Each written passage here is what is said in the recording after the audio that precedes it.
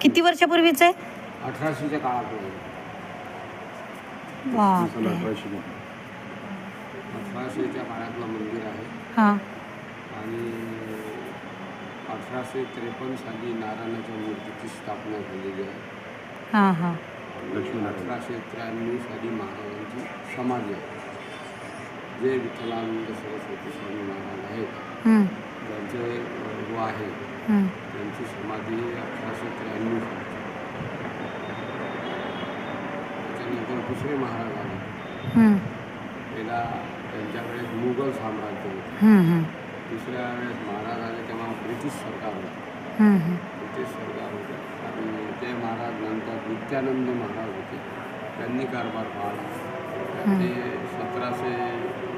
1917 साली त्यांची समाधी हं, हं. तिथे मंदिरामध्ये.